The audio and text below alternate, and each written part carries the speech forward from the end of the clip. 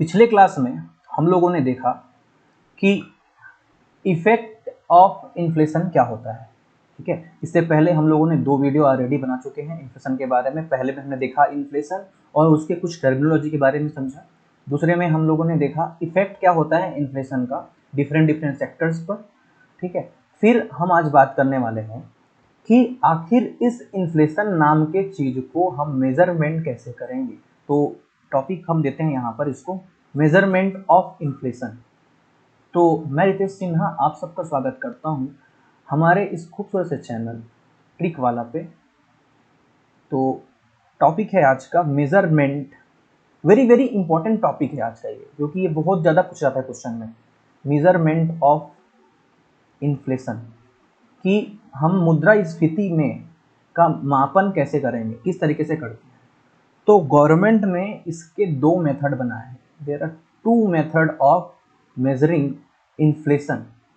तो method number 1 इसको अपन बोलते हैं WPI method and second method is CPI method.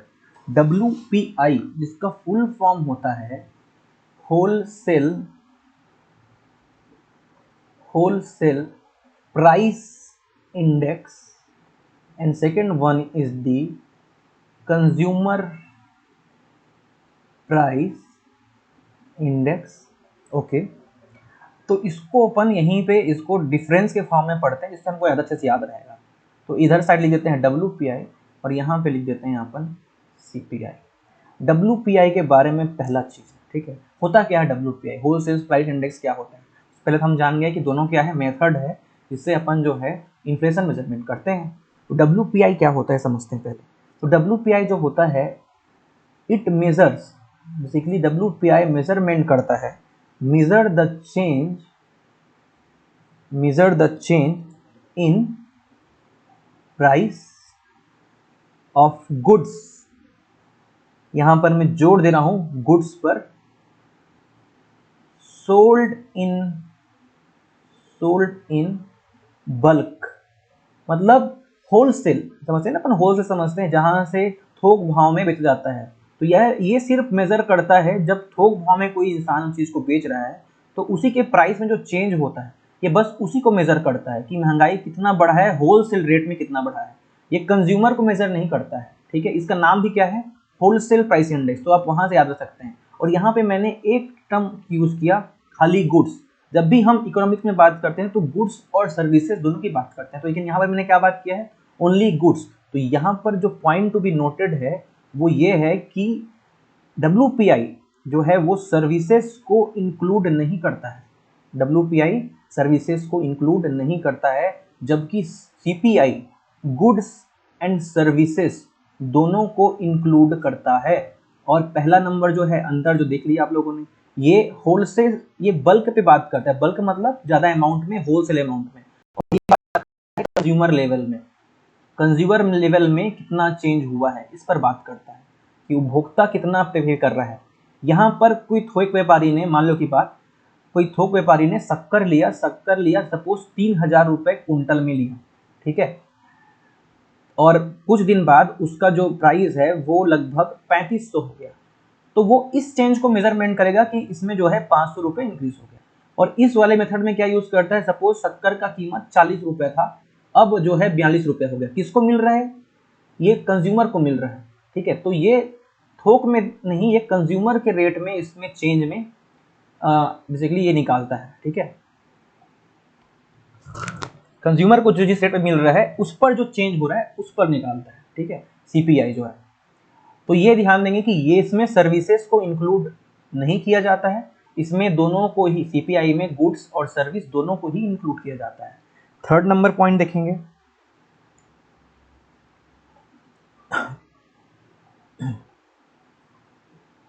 ठीक है, इसका क्रिटिसिज्म ये है CPI का कि जनरली जो पब्लिक है वो थोड़ी होलसेल लेता है।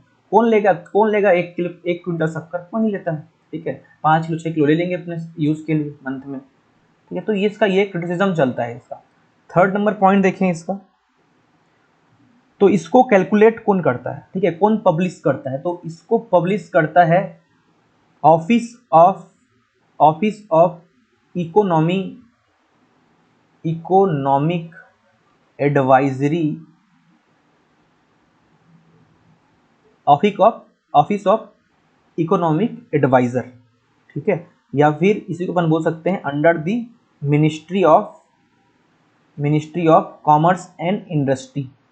तो इसको पब्लिश कौन करता है, WPI को, office of economic adviser under the ministry of commerce and industries, ठीक है, इसको ये यूज करता है। जबकि CPI को जो पब्लिश करता है वो है NSO, national static office, NSO national statistical office इसको पब्लिश करता है। अभी यहाँ पर बहुत ही इंपॉर्टेंट चीज़ है यहाँ पर, ठीक है, यहाँ पर बहुत ही इंपॉर्टेंट बात एक बोलने वाला हूँ आगे, ध्यान सुनिएगा इसको। अब यहाँ देखिए ध्यान से, इकोनॉमी में बेस ईयर का कॉन्सेप्ट बहुत मायने रखता है। तो यहाँ पर जो बेस ईयर है, किसमें, यहाँ पर लिखा था WPI इस साइड में CPI था, ध्यान रखेंगे इसको। तो बेस ईयर का बहुत बड़ा खेल है यहाँ पर। तो WPI में जो बेस ईयर लेते हैं वो है 2011-12, ठीक है। अब यहाँ पर बेस ईयर हम नीचे में बात करेंगे इसके बारे में, ठीक है, यहाँ ध्यान देंगे। अब CPI में ध्यान देना, CPI जो है कुल प्रकार जो भी यहाँ पर है वो 4 प्रकार के हैं, ठीक है। कौन कौन से, CPI IW, CPI RL, CPI AL, और एक होता है CPI रूरल, अर्बन और कंबाइंड, ठीक है। तो यहाँ पर ध्यान देने वाली बात यह है कि यहाँ से जो है CPI IW मतलब industrial worker, CPI rural labour, CPI agricultural labour, ये तीनों जो है उसको कंपाइल किया जाता है, इन तीनों CPI कंपाइल किया जाता है by labour bureau under the ministry of labour. कौन कंपाइल करता है, under the labour bureau under the ministry of labour, ठीक है। और ये जो CPI रूरल, अर्बन और कंबाइंड जो है इसको कंपाइल करता है आपका NSO मतलब national statistical office under the MOSPI का मतलब है ministry of statistical programme implementation, ठीक है। तो ये करता है MOSPI NSO का, ठीक है। यहाँ पर बेस ईयर जो जनरल बेस ईयर है इस वाले के मेजरमेंट के लिए वो 2012 है, जनरल बेस ईयर, ठीक है। और यहाँ पे स्पेशल बात करूँ तो यहाँ पर इस CPI IW इंडस्ट्रियल वर्कर का जो बेस ईयर है उसको अब 2016 कर दिया गया है, ये इंपॉर्टेंट है, ठीक है। CPI IW का बेस कितना किया गया है, 16 किया गया है, बाकी का जनरल जो है 2012 है बेस ईयर। तो ध्यान रखने का इस चीज पर,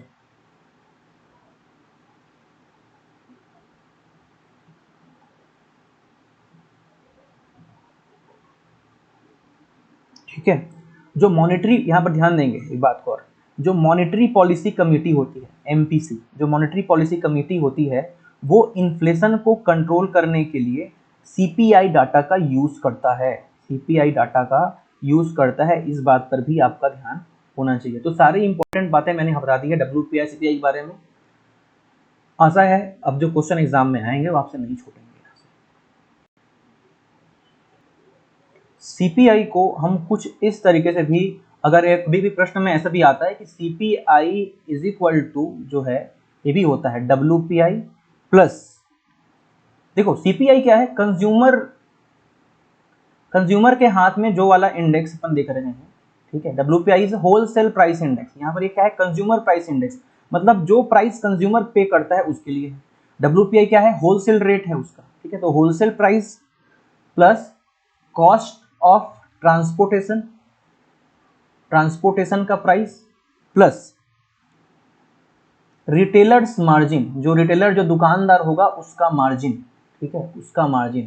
देखो क्या हो गया, कंज्यूमर कौन सा, देखो अगर एक आप एक सपोज दुकानदार हो तो आपने जो है 60 रुपए में कोई सामान खरीदा, अब खरीद के उसको लाया, कहाँ लाया, मार्केट में लाया। तो मार्केट में लाने के लिए आपने ट्रांसपोर्ट किया, सपोज 5 रुपये ट्रांसपोर्टेशन चार्ज होगा, तो कितना रुपया हो, 65 रुपये हो गया, उसमें 5 रुपये आपने अपना मार्जिन जोड़ा, तो सामान का मूल्य कितना हो गया, 70 रुपये। तो कंज्यूमर जो है ये 70 रुपये पे करेगा। ठीक है, तो यहाँ पर याद रखेंगे consumer price index is equal to WPI plus cost of transportation plus retailers margin.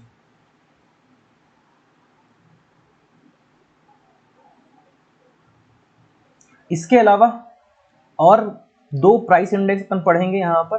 तो एक होता है PPI जिसको अपन बोलते हैं producer price index, producers price index. Basically ये जो प्रोड्यूसर जो होते हैं, जो प्रोड्यूस करते हैं, उनका जो प्राइस में चेंज है उसको इंक्लूड करता है यहाँ पर। ठीक है, अब हम देखेंगे यहाँ पर, अब तो हम पन पूरा कर लिए ना, यहाँ पर कहानी पूरा खत्म कर लिया। तो यहाँ पर अब जो देखते हैं इन्फ्लेशन बढ़ रहा है, बढ़ रहा है, बढ़ रहा है, इसको इन्फ्लेशन को कंट्रोल कौन करेगा?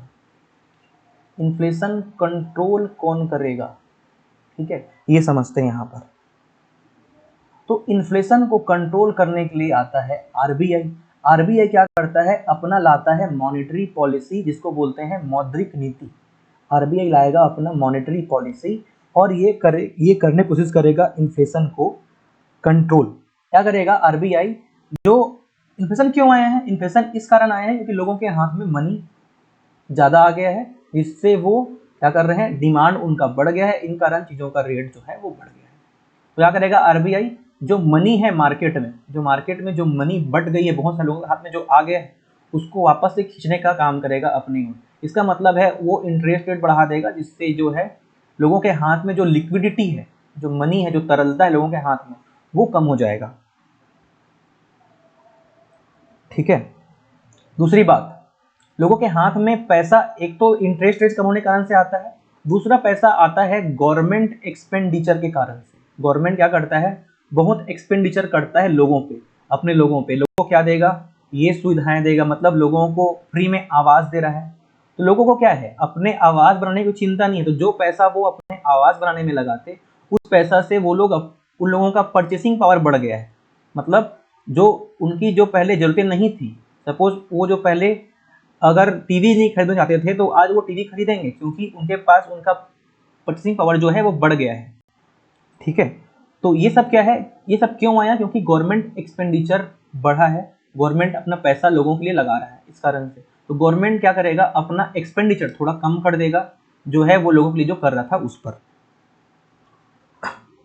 इसके अलावा ये तो हुआ RBI और गवर्नमेंट, इसके द्वारा। इसके अलावा एडमिनिस्ट्रेटिव, कुछ अगर आप एक अधिकारी बन गए तो आप क्या क्या कर सकते हो उस पर। तो एडमिनिस्ट्रेटिव मेजर क्या क्या होगा? एडमिनिस्ट्रेटिव मेजर देखिए यहाँ पर। तो एडमिनिस्ट्रेटिव मेजर कौन कौन से होंगे यहाँ पर, तो देख लेते हैं। तो यहाँ पर पहला नंबर, एक तो होता है होर्डिंग। होर्डिंग मतलब जमाखोरी के कारण से रेट बढ़ता है ना। तो आप अगर एक कलेक्टर बन गए, आप अगर एक कलेक्टर बन गए, तो आप जो है जमाखोरी को कम कर सकते हैं। ठीक है, सेकंड नंबर कार्टलाइजेशन पढ़े थे हमने शुरू में। कार्टलाइजेशन क्या होता है? गुटबंदी। तो आप इन पर ध्यान रख सकते हैं कि लोग ऐसा ना करें, ताकि है ना। कार्टलाइजेशन क्या होता था कि बहुत बताया था आपको कि बहुत सारे जूता दुकान वाले आपस में एक संघ बना लिए और बोले कि हम तो इतने में ले जाएंगे। जैसे कि बहुत सारे ऑटो वाले आपस में क्या बना लिए? गुट बना लिए, बोले कि हम तो जो है यहाँ से यहाँ तक किराया जो है 50 रुपये ही लेंगे, भले ही वो 5 रुपये किराया हो। तो ये गलत है। तो इस चीज़ों का आप विरोध जो कौन करेगा? एक एडमिनिस्ट्रेटिव ऑफिसर कर सकता है यहाँ पर, उसके लिए कुछ नियम कानून बना करके। ठीक है, थर्ड नंबर था कि मानसून के कारण से भी होता है। तो आप अगर वहां पर एक कलेक्टर ग्रुप में हैं, तो आप ध्यान दें कि वहां पर इरिगेशन सिस्टम जो है वो भली भांति हो, ताकि किसान का जो है प्रोडक्शन अच्छे से हो और वो उसका रेट जो है उससे क्या होगा? कम हो जाएगा मार्केट में। ठीक है, एक तो है इंपोर्ट लिबरलाइजेशन। इंपोर्ट लिबरलाइजेशन मतलब अगर आपके देश में जो है क्या है, प्रोडक्शन कम है, तो आप क्या कर रहे हैं? बाहर देशों से उस चीज़ों को इंपोर्ट कराएं, जिससे क्या हो जाएगा? इससे भी सामान जो है आपके देश में सस्ती हो जाएगी। तो ये कुछ चीज़ें हैं जो आप कर सकते हैं इन्फ्लेशन को कम करने के लिए। तो इस तरह से जो टॉपिक है हमारा इन्फ्लेशन, ये यहीं पर समाप्त होता है। 3 वीडियो टोटल अपने दिए हैं यहाँ पर, आप उन तीनों वीडियो को देखिए। और अगर आपको वीडियो अच्छे लग रहे हैं तो चैनल को लाइक कीजिए, शेयर कीजिए, सब्सक्राइब कीजिए और लोगों को भी शेयर कीजिए और जोड़िए अपने दोस्तों को। Thank you very much for watching.